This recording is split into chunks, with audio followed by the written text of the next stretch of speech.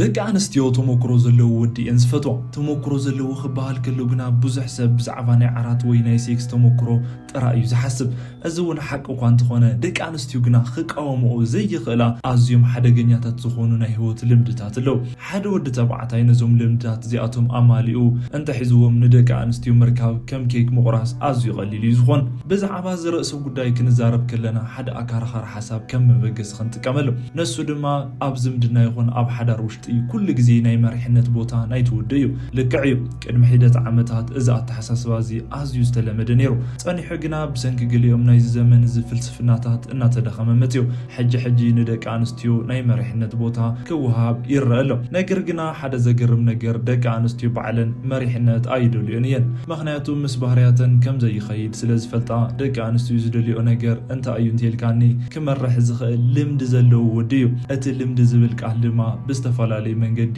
ይትርጎም እዩ ቀዳማይ ኣብ ግዜ ጭንቀተን ጸገምን ምርጋብ ንኣብነት ነቲ ቀዳማይ ነገር እንተተዓዚብናዮ ኣዋን ጭንቀተን ጸገመን ዘሎ ህድኣት ክርኢ ንኽእል እሞ ሕስብ ብሎ ህይወት እትደርበልካ ሕማቕ ነገራት ኩሉ ብህድኣት ክትሓልፎ ከለኻ ሓንቲ ጓል እንተሪኣትካ ገና ከይሓሰበትሉ እኳ ልባ ምሳኻ ክትኸውን ትውስን ምክንያቱ ደቂ ኣንስትዮ ህይወት ኣዝያ እያ እተፍርሐንን እተጨንቐንን ስለዚ ኣብ ቅድሚአን ዝመጽእ ዝኾነ ነገር ክጻወርኦ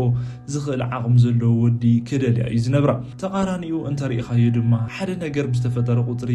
ዝስንበድን ዝርበሽን ወዲ እንተኮይኑ ንርእሱ ካብቲ ጾታ ወፃኢ ይገብራሎ ምክንያቱ እዚ ነገር እዚ ናይ ህይወት ልምዲ ከም ዘይብሉ እዩ ዝዛርብ ከምዚ ዓይነት ወዲ ንዓኣ ክሕሉ ይኹን ንዓኣ ክሕግዝ ኣይኽእልን እዩ ንርእሱ እኳ ክሕሎ ይኽእልን ካልኣይ ኣብ ኩሉ ነገር ካብ ኣነ ላዕሊ ምዃን ልምዲ ማለት ግና ናይ ህይወት ሕማቕ ጎነታት ምፅዋር ጥራይ ማለት ይኾነን ጽቡቕ ጎነታት እውን ምሕላፍ ማለት እዩ ስለዚ ክትፈልጦ ዘለካ ነገር ኣብ ዝኾነ ነገር ካብ ኣነ ላዕሊ ልምዲ ክህልዎ ከይግባእ ብስራሕ ይኹን ብዝኾነ ነገር ካብ ኣበሊፅካ ክትርከበለካ ብዛዕባ እዚ ጉዳይ እዚ መፅናዕቲ ክገብር ከለኹ ካብ ዝገርሙኒ ነገራት ሓደ ደቂ ኣንስትዮ ካብቲ ቅድሚ ሕጂ ዝምድና ዘይነበሮ ወዲ ይትረፍስ ካብዚ ቅድሚ ሕጂ ፍቅረኛ ነይራቶ ኣብኡ ኢንቨስት ዝገበረ ወዲ እዩ ዘልየን ርኢኻ ንሕና ደቂ ተባዕትዮ ክንመርፅ ከለና ቅድሚ ሕጂ ምስ ማንም ዘይነበረት ጓል ኢና ንመርፅ ምክንያቱ ናይ ቀደም ነገር ንኸይህልወና ክትኾነልና ስለንደሊ ንደቂ ኣንስትዮ ግና ካብዚ ንላዕሊ ዘሻቐለን ናይቲ ልምዲ ጉዳይ እዩ ቅድሚ ሕጂ ምስ ካሊእ ጓል ነይሩ እንተኮይኑ ንዓይ ብኸመይ ክሕጉስ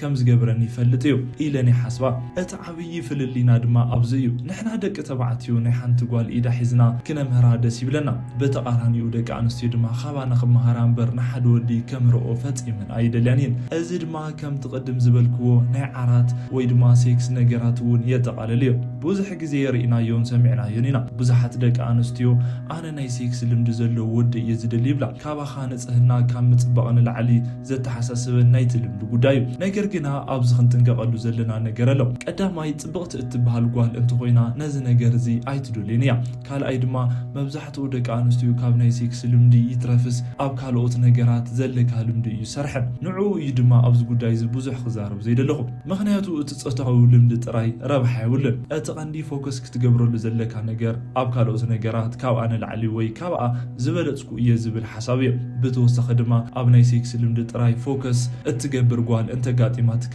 ብርሕቐት ክትሓልፍ ይመርፅ ምክንያቱ ልምዲ እንተሃለወካ እኳ ካባኻ እትደልዮ ንዕኡ እምበር ፍቕርኻ ኣይኮነን ሳልሳይ ዝደለኻዮ ምፍላጥን ምስጢራውነትን ዜሮ ግና ናብቲ ቀንዲ ሓሳብና ክንምለስ ከለና ልምዲ ማለት እስኻ እትደልዮ ነገር ምፍላጥ ማለት እዩ ዝደልዮ ነገር ዝፈልጥ ንዕኡ ንምርካብ ዝጓዓዝን ወዲኡ ኣዝዩ ማራኺ እዩ ኣይልመንን እዩ ኣይለዋመጥን እዩ ኣይቁጣዕን እዩ ነገር ግና ናይ ውሳነ ሰብ ምዃን የርኢ እቲ ቀንዲ ሓይልኻ ድማ ኣብዚ እዩ ተሞክሮ ዘለዎ ወዲ ባዕሉ ምንም ዓይነት መርትዖ ኣይደልን እዩ ርእሰ ምትእምማን ኣለዎ ብርእሶ ይሓፍርን እዩ ዝገብሮ ይፈልጥ እዩ ደቂ ኣንስትዮ ድማ ነዚ ነገር እዚ ገና ካብ ርሑቕ የሌልኦ እየን ተሞክሮ እንተሃሊካ ግና ኩሉ ነገር ብሓንሳብ ይትገድፎን መዓዝ ክትገልጽ ከም ዘለካን መዓዝ ስቕ ክትብል ከም ዘለካን ክትጥንቀቐለካ ብቐሊሉ እትግመት ሰብ ክትኸውን ይብልካን እገለኮ እዚ እዩ ዝገብር ክትበሃል ዓይነት ሰብ ኣይትኹን ልክዕ ከም ፐዝል ኩል ናይ ሰባት እምሮ ድማ ፐዝል ይፈቱ እዩ ሓንቲ ጓል ሙሉእ ሙሉእ ንዓኻ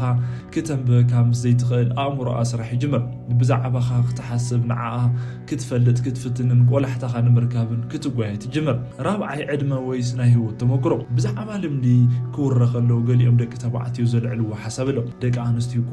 ልምዲ ዘለዎ ወዲ እየን ዝደልያ ልምዲ ኣለዎ ማለት ድማ ድማ ካብኣታተን ብዕድመ ኣዝዩ ዝዓበየ ማለት ይብሎ እሞዚ ክሳብ ክንደይ ሓቀዮ ብርግጽ ብዙሓት ደቂ ኣንስትዮ ብዕድመ ካብኣታተን ኣዝዩ ዝበልጽ ወዲ ይደልያየን ኣነ እውን ብብሕተይ ካብ ዝፈልጦም መብዛሕትኦም ካብ 10 ዓመት ዘይውሕድ ናይ ዕድመ ፍልልይ ይመርጹ ናይ መብዛሕትአን ምክንያቱ ድማ ዕድሚኦም ዝደፉ ደቂ ተባዕትዮ እንታይ ክገብሩ ከም ዘለዎም ብኸመይ ከም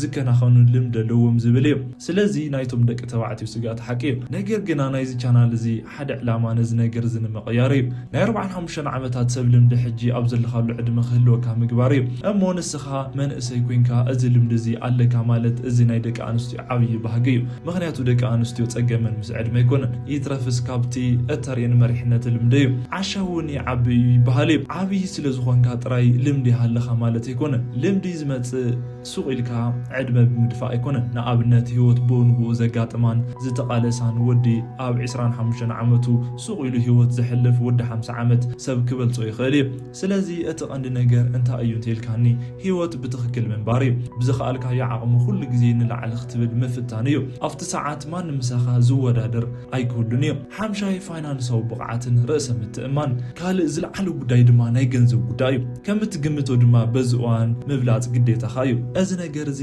ኣይፀገም የብሉን ኢልካ እትሓልፎ ነገር ኣይኮነን ምክንያቱ ኣዝያ እትፈትወካ እንተኮይና እኳ ብገንዘብ ክትበልጥ እንተዘይኽኢልካ ናትካ ዘለዋ ስሕበት ከም ትቐንስ ክትፈልጥ ኣለካ ሓደ ግዜ ገጽ ንገጽ ክትነገረካ ትኽእል እያ ነገር ግና ኣእምሮ ሕቶታት የቕምጥ እዩ ነገራት ምስ ከበዱ ብሓቂ ክምርኮሰሉ እኽእል እየ ስድራ ቤት እንተመስሪትና ብሓቂ ሓላፍነት ክሽከም ይኽእል እየ ግን ዝኸደሉ ዕላማ ኣለዎ ድዩ ወይ ሱቕ ኢሉ እዩ ዝጓዓዝ ዝብሉ ሕቶታት ኣእምሮ ኣይናውጡ ስለዚ ክትስተውዕሎ ዘለካ ነገር ንዓኻ ብዛዕባ ምፍታህ ወይ ዘይምፍታህ ኣይኮነን ይትረፍስ ብዛዕባ ምትእምማን እዩ ርኢኻ ፍቕሪ ጥራይ ንበይኑ ዝምድና ክመርሕ ይኽእል ይኸውን ነገር ግና ሒዝካ ክሳብ መወዳእታ ናይ ምጓዓዝ ዓቕሚ ይብሉን እዚ ጥራይ ዘይመስለካ ድማ ፀኒሑ ውድድር ዝበሃል ነገር ይመጽእ እዩ ምስ መሓዙታ ምስ ናይ ካልኦት ደቂ ኣንስትዮ ፍቕረኛታት ክትወዳደረካ እያ ናይ መሓዙታ ፍቕረኛታታ ካባኻ ዝበልፁ እንትኾይኖም እቲ ነገር ብሓንሳብ ክበላሹ ከም ዝኽእል ክትፈልጥ ይግባእ ቀንዲ ነገር ፍቕረኛ እዩ ዝበሃል ነገር ኣይሰርሕን እዩ ምክንያቱ ደቂ ኣንስትዮ እናፍቀራ እውን እንትኾና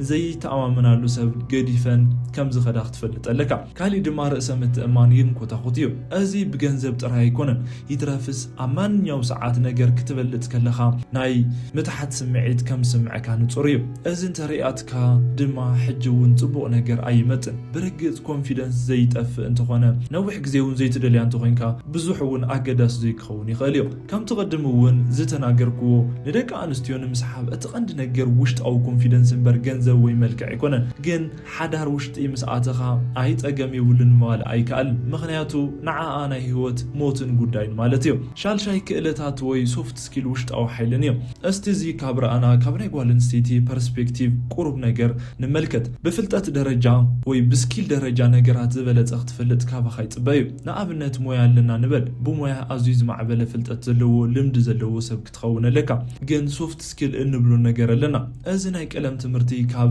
ዝመሃረና ነገራት ንላዕሊ ዘይተጻሓፉ ነገራት ኣለው ዘይተጻሓፉ ሕግታት ዝበሃሉ ግና ፍልጠት ዝኾኑ ብሓቂ ካብ ፍልጠት ሓሊፎም ናብ ጥበብ ሰጋገሩ ነገራት ኣለው ነዞም ነገራት እዚኣቶም ዳርጋ ብደመ ነፍሲ ኢኻ እትፈልጦም ንኣብነት ናይ ምዝራብ ክእለት ናይ ምዝራብ ርእስኻ ናይ ምግላጽ ክእለት መሰልካ ናይ ምሕላው ክእለት እዮም እዞም ነገራት እዚኣቶም ትምህርቲ ቤት ኣቲኻ እትመሃሮም ከም ኮርስ ፎርማል እትወስዶም ብርግጽ ክህቡ ዝኽእሉ ኣካላት እንተሃለውካ እንተረኽቦም እዞም ነገራት እዚኣቶም ብሂወት ልምዲ እዮም ዝረኽቡ ንመጻኢ ክንዛረበሎም ስለንኽእል ሓሳብ ቀዲመ ክነግረኩም እየ ናብ ሰብ ኬድካ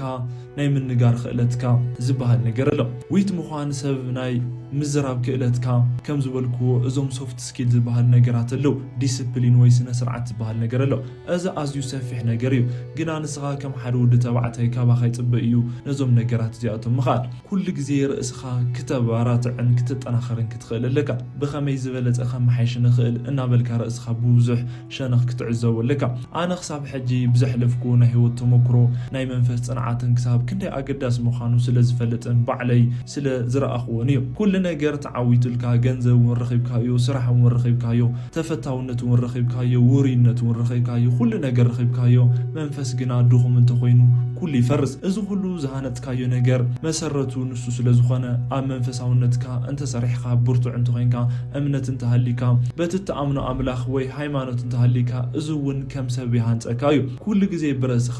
እትተኣማመን ማለት እዩ ኣብ ዝኾነ ኩነታት ውሽጢ እንተሃሊካ ብረእሰ ተኣማንነትካ ቻሌንጅ ወይ ፈተናታት ክትሓልፍ ትኽእል ኢኻ ብቑዕድ ትኸውን ንሎሚ ዘዳልኹ ኣርእስቲ እዚ ይመስል ነይሩ ነዚ ዩቲዩብ ቻናል ሰብስክራይብ ምግባር ቤተሰብ ንኽትኾኑ እናበልና ብኻልኦት ተመሳሳሊ ትሕዝቶታት ክሳብ ንራኸብ ድማ ሰላም ቀኒ